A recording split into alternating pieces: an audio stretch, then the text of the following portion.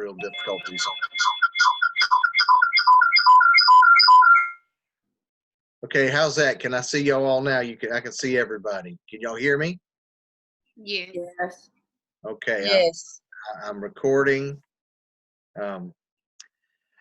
Okay, let's try to make do with what we can do right now. Cannot start video filter. Please select no video camera in the settings. Okay. All right.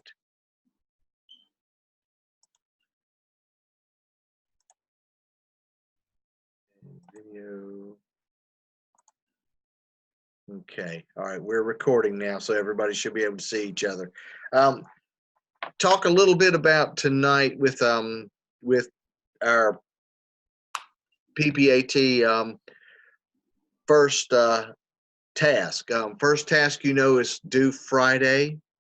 It's got to be uploaded. So how are y'all coming on first task? How y'all feeling? Good. Okay. Brandon, how's it going with you? I know you've had things going on with sports and everything else. It's been very, excuse me, it's been pretty interesting. Got a lot of stuff going on. Just hoping and praying. Okay. Have you got a draft ready for Friday? Yes. So tomorrow, I think the last thing I have to do is my inventory. Uh-huh. And then self-awareness thing. Okay. One of the things about it, everybody, y'all got back the comments when I sent stuff back to y'all, right? Okay. Yes. Because I'm going to tell you, most of you have a good idea of what you want to do. A lot of it's just a matter of, cleaning it up so it's clear enough for people to read it and understand what's going on. And the one thing about this first one is, you don't have to worry about points on this one per se. But the one thing I will tell you is that it helps set the groundwork for what goes on with the other three tasks. So like I said, give it that last look one more time, before you upload it on Friday. Now, Saturday morning, we're going to be doing our second on-site session at, in the Teaching Learning Center over at UMO in Henderson building. And that'll be from 9 to 1 if we need 9 to 1. If not, we'll probably leave at 12 like we did last time. But all things considered, what we're getting ready to get into with tasks 2 and 3. I will tell you this. I wanted to take a little bit of time, and I'm going to send these to you all tonight. But I wanted to send you some stuff like, for example, possible assessments. Task 2 is clearly all about assessments, okay? And I made a list of assessments that I kind of wanted to share with you all tonight of things you could use in task 2 that you might be able to use to save having to create a whole new assessment. Now, those of you who are doing pre-K, you probably have things like Dolch word lists and things like that that you have to do a little check off. Any assessment that you are doing, as far as like a state assessment or a district assessment, you could feasibly use this and save having to create an assessment. In grades 3 through 8, some of the things I've found in there are North Carolina check-ins for reading and math. If you're doing check-ins at your school and you're in elementary through middle school, you could certainly do the NC check-ins and use them for your data collection points. Also, those of you who are in K through 3, probably could look at doing iStation. Everybody's doing iStation. You could use an iStation assessment for reading or an iStation assessment for math because of the way the material is delivered and the way the data is shared. You would be able to use it to assess, probably a number of things that you could do with your students. You could use that. You feasibly could use it. My thing is this. If you have an assessment you're doing, don't create something from scratch. Use something you've already got in place. Local assessments. Anytime your district has a local assessment, like for example, one of the things we used to do when I was an elementary school principal, we used to do the SRA assessments. Anybody use those SRA assessments where you're checking You're checking people's literacy as far as what the words and do they understand meanings and so forth. An SRA assessment you could use. Also, if you remember when we did the assessments where we used to go through and we used to mark all the phonemic awareness things like that. If you're using those in your district, you can certainly use those. Now, those of y'all who were with other areas like health and PE, Yeah. health and PE What about could actually those? y'all could actually use the presidential fitness test. What about like the PACER type stuff? Can we use that as an assessment? Explain to me what you're talking about with PACER. So the PACER is an on cue activity that we play through the sound system. And like for example, the first one we did was a jogging PACER test where you jogged from one end of the basketball court to the other, and it was on cue and on command. And we're going to do that 3 times each semester to track progress. And then outside of the jogging portion, there was a sit up, push up, PACER also. PACER could probably work very much the way the presidential fitness test would work, because that's what we used to do with the presidential fitness test, where we were assessing kids' growth and progress. And particularly since you're doing human performance things, I would suggest you use something like that. It's not a problem if you want to use it. Just make sure that how you deliver it, you really pay attention to how you're going to deliver it. Do we have to have more than one assessment? Well, the point is you can do one assessment because you have to pick 2 students. You have to use the data for 2 students. For example, let's say we're talking about doing the PACER, and say you decided to do the PACER, and one of the students you were going to use had an actual physical handicap, and the other student had no foreseeable physical handicap, and you wanted to do a comparison data or whatever. You could certainly do that. Or you could certainly do that for an adaptive PE type thing. Say you have adaptive special education in your school, and you wanted to do like with an adaptive PE class or something like that, you certainly could do that as well. Yeah, so we have an adaptive PE class that all of our spec ed students participate in. Well, and to tell you the truth, Brandon, I don't know that I wouldn't try to do something like that just to allow for some areas where you really had a chance to explain some things, particularly that covered a variety of areas with kids' ability levels. Right. So looking at an adaptive PE class, and doing this PACER test might be ideal for you. Right. I'd have to work on getting like access to that because it's not my class. Like my first 2, we have 4 blocks, and my first 2 blocks are, believe it or not, but they're football. And so like our assessment, if you would be our maxing potential in our weightlifting class, because that would be a quote unquote weightlifting class. So our assessment, would you consider maxing and max reps or max weight? Would that also be considered an assessment? Well, you could turn it into assessment. Think about how you deliver it though, because you want it to turn out to be something that's a true measurement of what you're teaching, instead of just some dude lifting weights in the weight room. So think about how you would deliver it. I'm not saying it couldn't be used, but think about how you would deliver that, and turn it into data that you could discuss and talk about. What kind of data would be like considered appropriate? So that's the toughest part for me through this whole process has become a bit like taking things that apply to like regular classes really easily and then adapting it into like a PE model. So like when you talk about, data that you could use as proof, like what would be like some examples of that? Well, like for example, I'm just going to go back to, the tried and true, like for example, like with the presidential fitness test.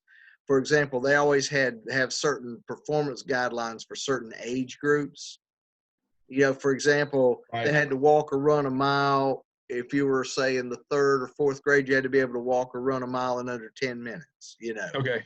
And, you would set a baseline, and then you would come back later and you would do a progress check, and then you would do a summative kind of thing like that, where you might set a baseline and then figure out where you went from the baseline.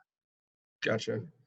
So you do that when you do weight training, because you set a baseline at what they can lift, and then you set, and how many reps they could do with that particular weight, and then you build from there.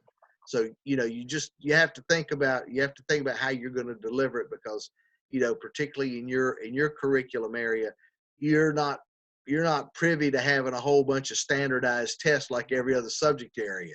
And now, don't get me wrong, I'd rather not have them, but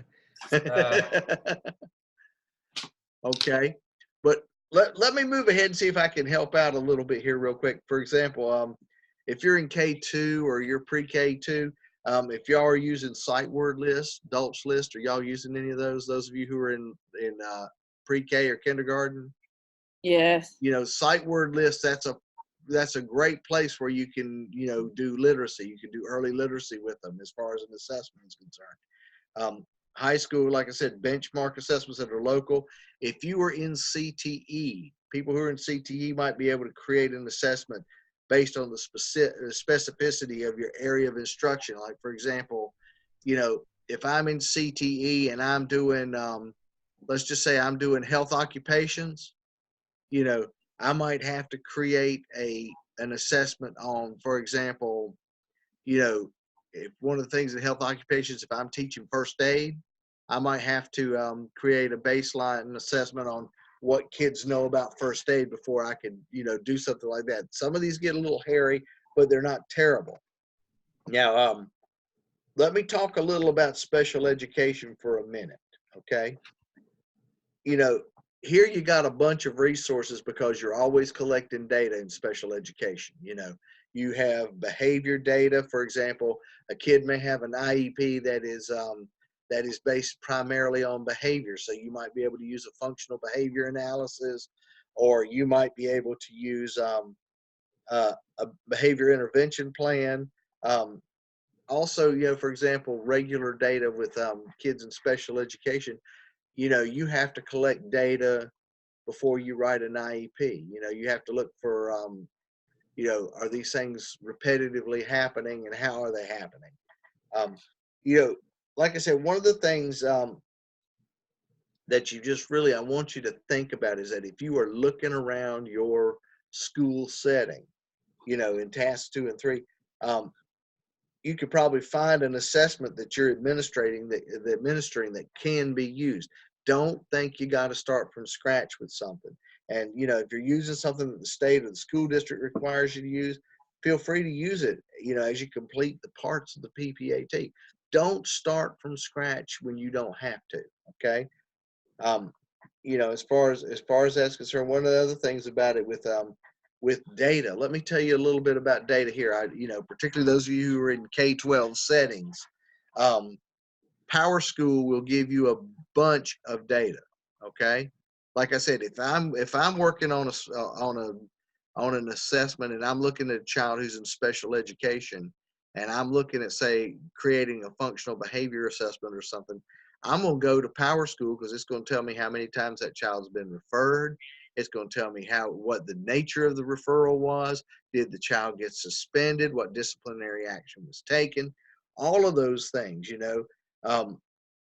documentation of parent conferences even, which goes into, to laying out the explanation of what happens. The only thing I'll say is that you have to abide by the Family Educational Rights and Privacy Act and protect the identities of the kids you use, okay?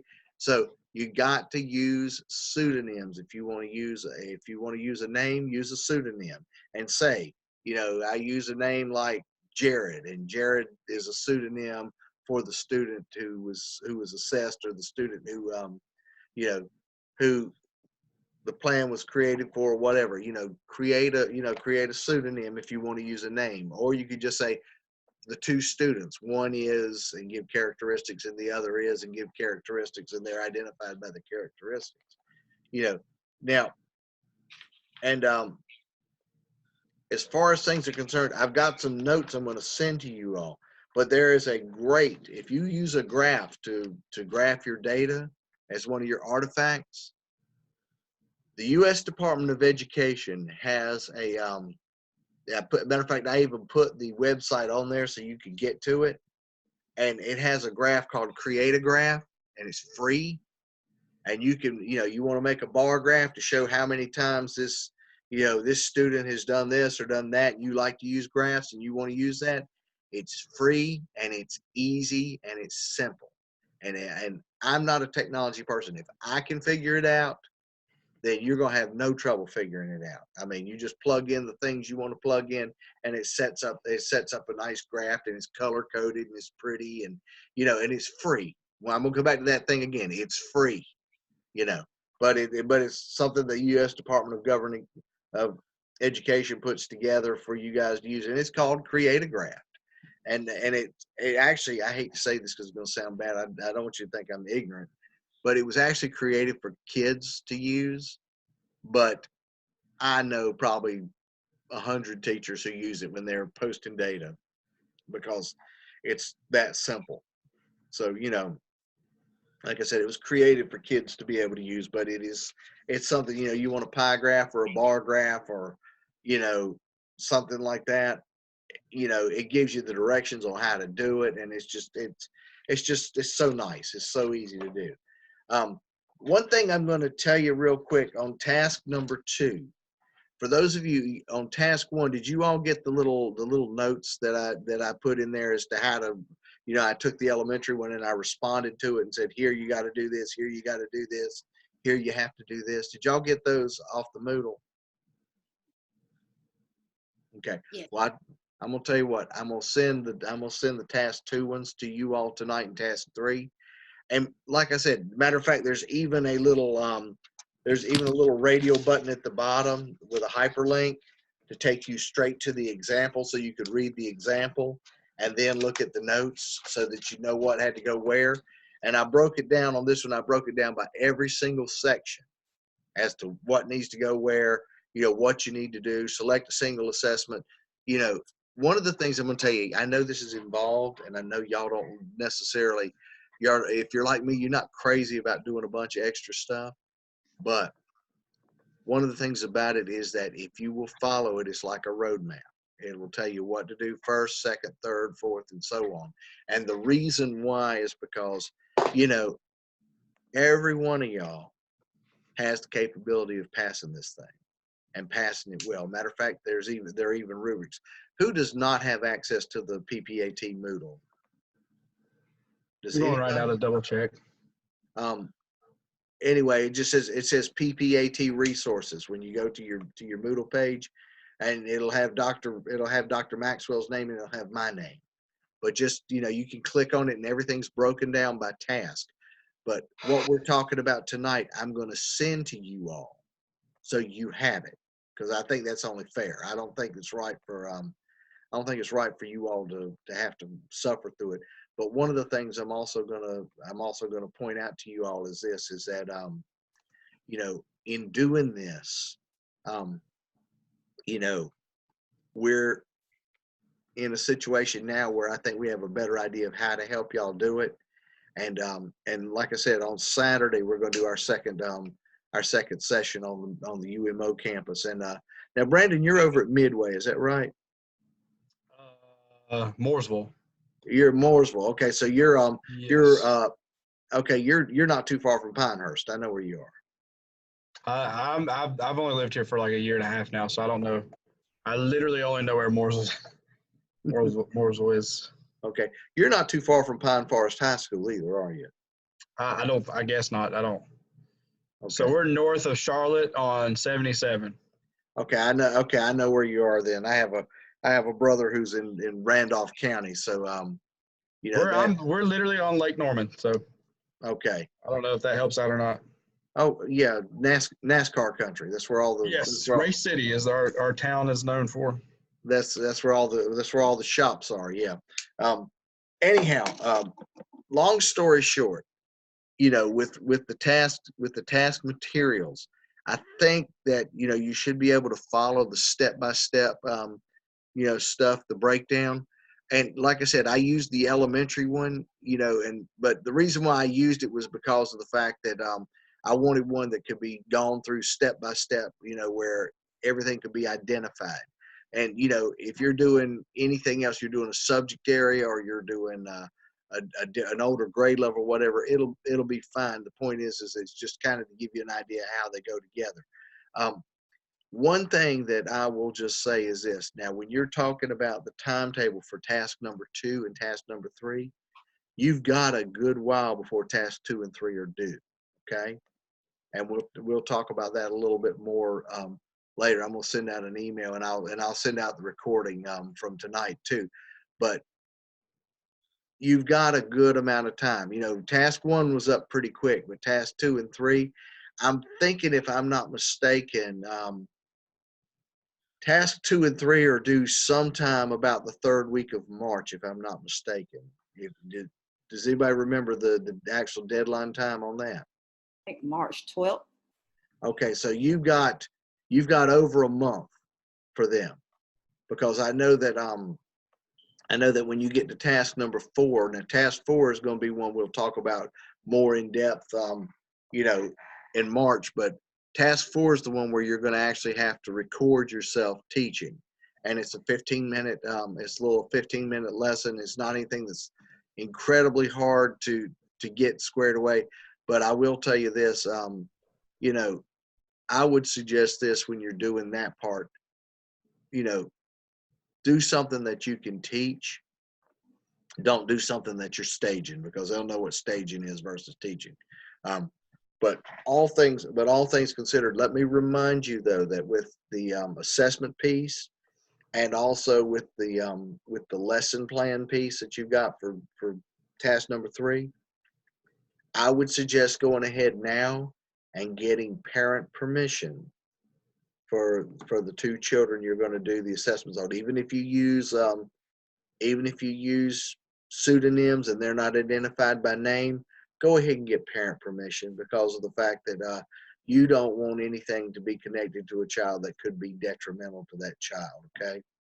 Just Do you have a document that you can share with us for that, or is that something that we just kind of need to create? you can, isn't there one, didn't ETS do one? They did a parent one on the ETS website.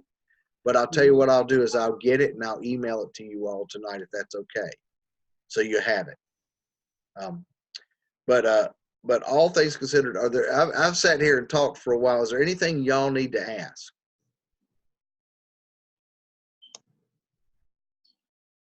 Is there anything that? Say what? In order for us to use the data of 2 of our students, do we have to get permission from the principal? You know, the principal knows that you're going through licensure right now, and I think they're okay. But I would make sure that I told my administrator, and this is just from the point of view of an old principal. I would make sure I told my administrator that I was doing it and that I was getting releases from the parents. Because, you know, sometimes I had the same question where someone asked and said, well, is the district has a waiver? Can we just write under the district waiver? Well, I would not do that, just because this is a specific thing where you're looking at these children's specific data.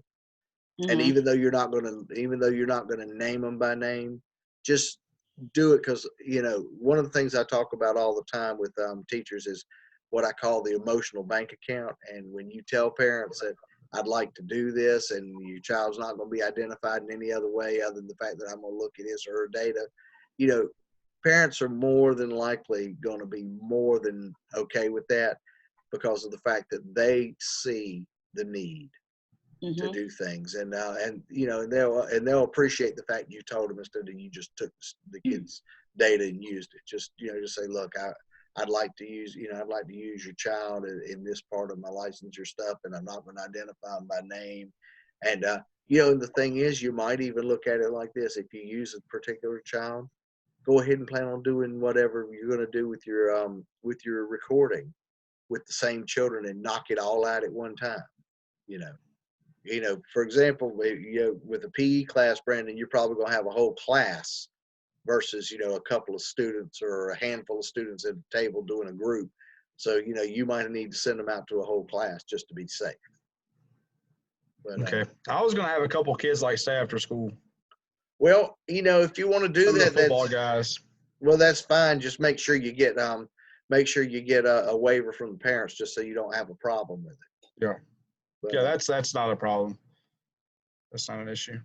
but all things considered, we still have a few folks who we haven't seen this time that we saw last time. So I'm assuming either they're tied up with school-related stuff. We have a non-video person who's popped up. Who's the non-video person so I can identify them? It's Dr. Maxwell. Hey. Hey, how are you? I'm doing fine. Hope you guys are. Yeah, we're kind of to the point where we're kind of close to wrapping up for the evening because we've got we've talked about task 2 and 3 a little bit, and we've talked a little bit about the lead in to Saturday.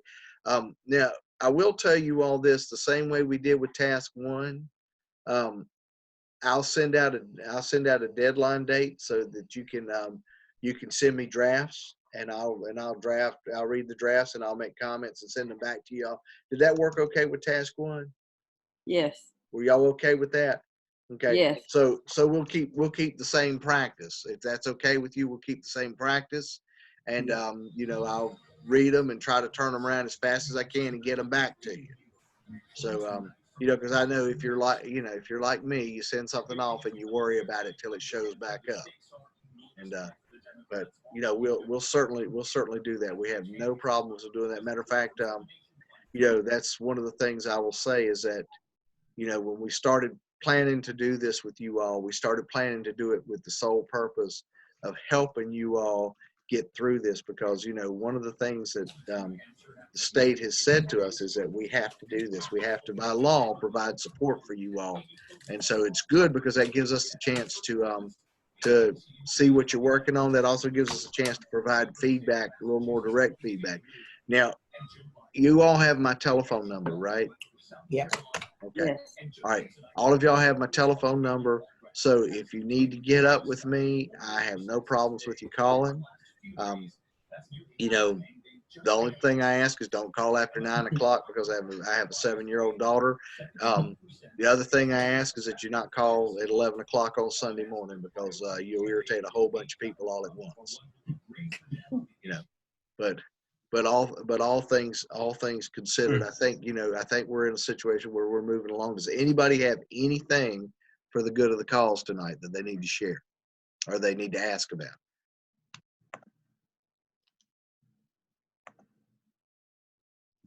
Okay, y'all are generally quiet tonight. I don't get it because y'all are normally a talkative bunch, but it's been a long week already and it's only Tuesday. You've had a week full of Mondays. Okay. I can deal with that, I suppose. Well, anyway, it's about 6:33 and we're going to run out of time in about a minute. So I want to make sure that we kind of close up good. Now, Saturday morning, like I said, we're going to start at 9 o'clock, and I'm going to allot some time if you're coming. I'm going to allot some time at the end. So if you just need to sit down and go through some one-on-one stuff, we can certainly do that, because like I said, those of you who are driving in, that's a pretty good hike for some of you to get in the morning to be there. And, but like I said, we've got a couple of folks who weren't going to be able to be involved tonight. So I just wanted to make sure that we checked with everybody ahead of time. Is there anything anybody needs to ask? Anything anybody's worried about? We're all ready to put in task 1. It's going to look real good on Friday. Yeah. Okay. Well, like I said, I'm looking forward to hearing how these things come out because 2 and 3, we've got plenty of time to get them written and just take it apart a chunk at a time